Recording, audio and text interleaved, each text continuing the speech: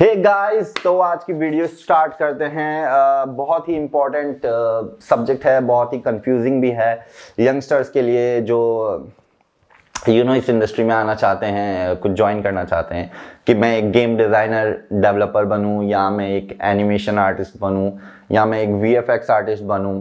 तीनों में क्या फ़र्क है? अगर मैं कोई एक फील्ड एक स्ट्रीम चूज़ कर लेता हूं तो मैं प्रॉब्लम तो नहीं हो जाएगी, मैं दूसरी स्ट्रीम में जा पाऊंगा कि नहीं। तो गाइज मैं आपकी एक चीज़ आज क्लियर कर देना चाहता हूं कि ये जो तीनों इंडस्ट्री है ना, ये बिल्कुल कनेक्टेड है। बिल्कुल, जी हाँ। जो गेम, फिल्म, VFX और एनिमेशन है, इनका जो कोर है ना वो सेम ही है। तो अगर आप किसी भी एक इंडस्ट्री में काम करते हैं या करना चाहते हैं, आप शिफ्ट भी कर सकते हैं, कोई प्रॉब्लम नहीं है। अगर आप अच्छी नॉलेज रखते हैं, आपको इंटरेस्ट है इस फील्ड में। मैं भी गाइज ऐसे ही हूँ, मैं एनिमेशन, VFX, गेम्स तीनों ही चीज़ों में मेरा दिमाग है, रिलेटेड हूँ। मैं काम तीनों में ही कर चुका हूँ, इंडस्ट्री में अभी भी काम कर रहा हूँ। 15 साल से ऊपर हो चुके हैं, बड़े बड़े प्रोजेक्ट्स पे काम किए हैं।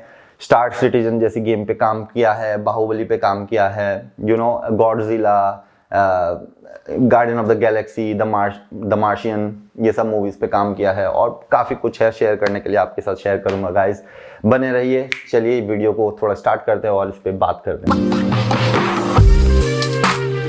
वेल गाइस, तो अगर आप कंफ्यूज हैं कि आपको गेम डिजाइनिंग में, देखिए गेम डिजाइनिंग और डेवलपमेंट यहाँ थोड़ा सा डिफरेंस आ जाता है, ठीक है, दोनों अलग चीजें हैं। बाकी एनिमेशन, VFX और गेम डिजाइन इंटरलिंक्ड है, स्टार्टिंग से है चेंजेस, पर मैं आपको बताऊंगा कि क्या है बेसिक चीज।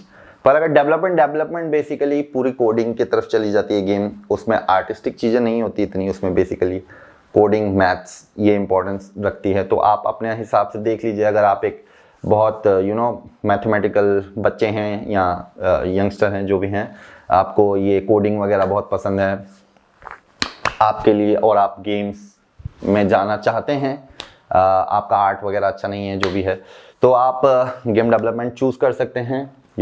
तो गेम डेवलपमेंट बेसिकली गेम की कोडिंग वगैरह गेम बनाने में, उसका आर्किटेक्चर बनाने में काम आता है। और जो गेम डिज़ाइनर है वो बिल्कुल अलग है, वो आर्टिस्टिक फील्ड है। उसमें आपको GDDs बनानी होती है, गेम डिज़ाइन डॉक्यूमेंट, जो आगे टीम में शेयर होता है कि इसका कॉन्सेप्ट क्या है, स्टोरी क्या है, इसका लुक कैसा है, इसकी क्वालिटी कैसी होगी, गेम प्ले कैसा होगा, लेवल कैसा होगा, कैरेक्टर्स कैसे दिखेंगे, थीम क्या है, वो सारी चीज़ें। देखिए गेम डिज़ाइन डेवलपमेंट जो होती है ना, टोटली ये मैं बहुत इजीली आपको दो वे में नहीं एक्सप्लेन कर सकते हैं। इसके अंदर बहुत सारी टीम होती है, वो सब टीम का अलग अलग रोल होता है।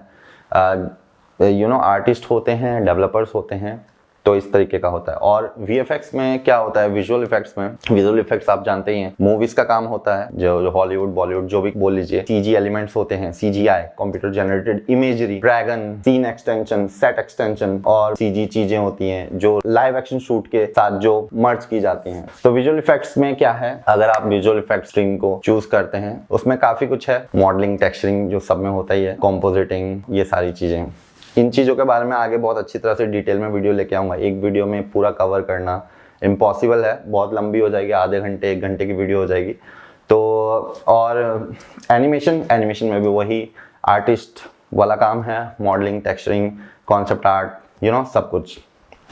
तो अभी काफ़ी लोगों का सवाल ये होता है कि क्या मेरा आर्ट अच्छा होना चाहिए एनिमेशन में जाने के लिए या VFX में जाने के लिए या गेम डिज़ाइन में जाने के लिए। देखिए मैं बोलूँगा जरूरी नहीं है। क्यों जरूरी है भी नहीं भी है, अगर है तो आपके लिए एक प्लस पॉइंट है। आप ड्राइंग्स वगैरह अच्छी करते हैं, आप बेसिकली अपना आइडिया विजुअलाइज ज़्यादा अच्छी तरह कर पाएंगे, पेपर पे उतार पाएंगे जो आपके दिमाग के अंदर ऑलरेडी है। पर आपका अगर आर्ट अच्छा नहीं है, देखिए बहुत सारे एपिक डायरेक्टर्स हैं जिनका आर्ट अच्छा नहीं है, फिर भी वो एक आर्टिस्ट कैटेगरी में है, डायरेक्टर हैं। उनको कोई एक मूवी बनानी होती है तो उसका जो स्टोरी बोर्ड बनाना होता है ना, वो क्या करते हैं, स्टिक ड्राइंग में भी वो फ्रेम्स को, स्टोरी बोर्ड्स को बना लेते हैं, जो लोगों को समझ आ जाता है कि हाँ ऐसा कैमरा एंगल ये चाहते हैं, कैरेक्टर यहाँ होगा, वहाँ होगा। तो देखिए हर चीज़ का वर्क अराउंड होता है, ऐसा नहीं कि आपका आर्ट बिल्कुल बहुत अच्छा ही चाहिए। अच्छा है तो अच्छी बात है, इट्स अ बेनिफिट, पर बुरा है तो भी कोई प्रॉब्लम नहीं है। आप धीरे धीरे समझ जाएंगे कि आपको एनिमेशन फील्ड में अगर आप आ चुके हैं तो आपको किस वे में जाना चाहिए। अगर आर्ट अच्छा नहीं है तो आप 2D एनिमेटर नहीं बनना चाहेंगे, आप 3D एनिमेटर बनना चाहेंगे जिससे आप रिग वगैरह को एनिमेट कर सकते हैं, उसमें ड्राइंग की कोई ज़रूरत नहीं है। या फिर आप मॉडलिंग करेंगे, टेक्सचरिंग करेंगे।